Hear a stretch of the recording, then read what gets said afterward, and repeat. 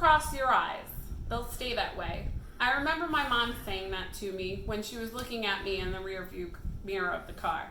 Little did my mom know that this movement of my eyes would be important for me to be a strong reader. Convergence insufficiency is a common eye issue that creates dysphoria when trying to do near vision work. What this essentially means is that the weak muscles around your eye don't give your eyes the ability to converge in the crossing manner. This creates blurred double vision, which causes reading issues that can often mirror dyslexia or other sensory processing disorders. It's never fun getting a call into your child's school. My son's kindergarten teachers called me in because they believed that he had a learning disability. They were not sure what they were dealing with, but they knew something was going on. He wasn't accepting information or remembering anything that he was reading while he was in kindergarten. We took him to specialists, spent thousands of dollars on educational testing, and we were still no closer to any answers on what his disability was. Then during a routine eye exam, my son told his doctor that the words like to float around and jump off the page. This inspired the eye doctor to give him a simple, no-cost test that's in addition to the routine testing. The eye doctor puts a stick in front of your eye and moves it closer in 12 inches to see if your eye in fact converges or dissociates, and then they do further testing if it doesn't. So today I'm going to speak to you about what convergence insufficiency is, what its symptoms are, and what its treatments are. And now that everybody's crossed their eyes at least 5 times since I started talking, let's get into what convergence insufficiency is. A search on the internet can bring you to the mayoclinic.com, where they define convergence insufficiency as a condition in which your eyes are unable to work together when looking at near objects. This condition causes one eye to turn outward instead of inward with the other.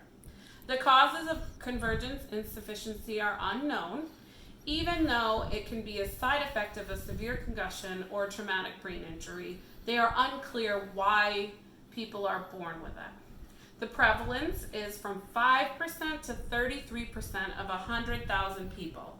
That gap is wide because it goes underdiagnosed and often misinterpreted as other learning disabilities.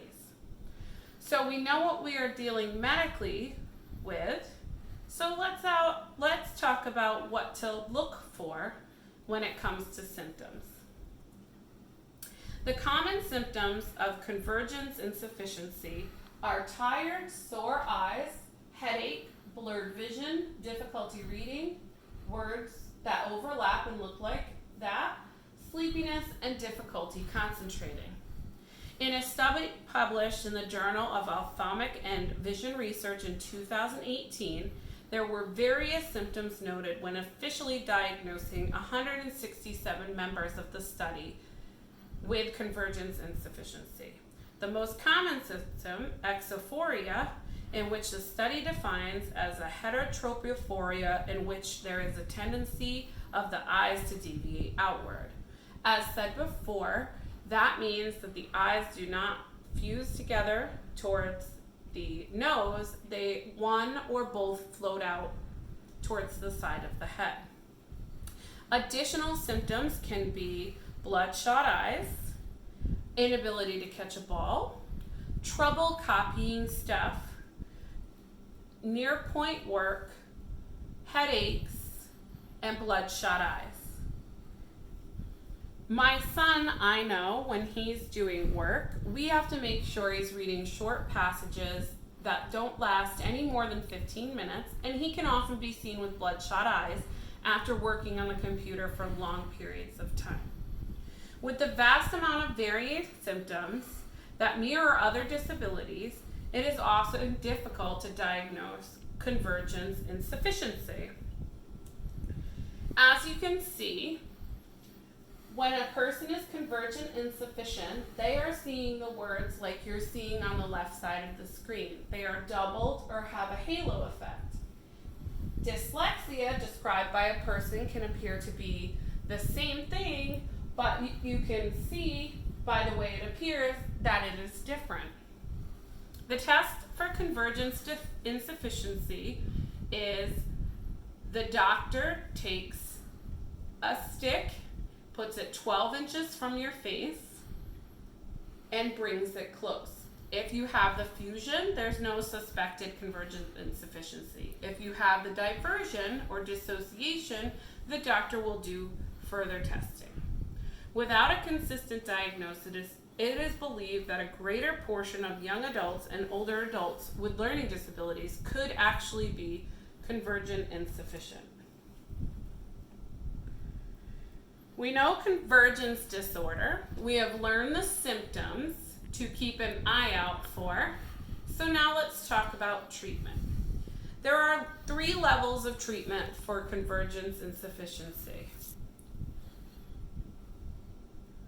In-home protocol, in-office protocol, or an augmented combination of the 3.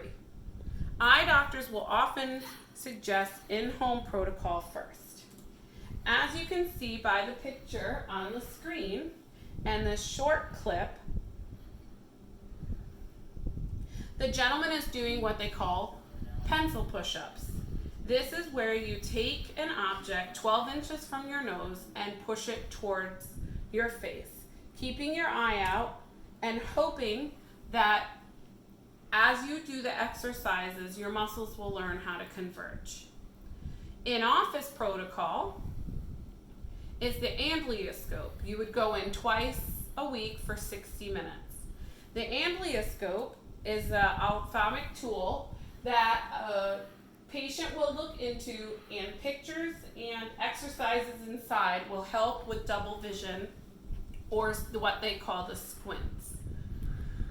The third treatment is a combination of the amblyoscope, the pencil push-ups, and often we'll add prism glasses, which are a specialized glass used to take away double vision.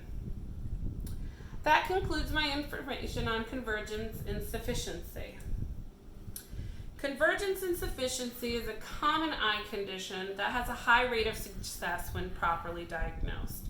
It has a wide variety of symptoms that often mirror learning disorders, primarily dyslexia. There are several non-invasive, successful treatments when it is properly diagnosed. The ability to cross your eyes is an important ability to read properly. Convergence insufficiency is the inability to move these muscles in an appropriate manner for close-up vision. Therefore, you end up with blurred vision and seeing double. The diagnosis of CI is increasing in young adults and older people. So, if my son had not been able to tell his doctor when he was little what he was seeing, we still may be wondering what was going on with him and how we could help him, and probably following the path of dyslexia, as we wouldn't have known it was convergence insufficiency.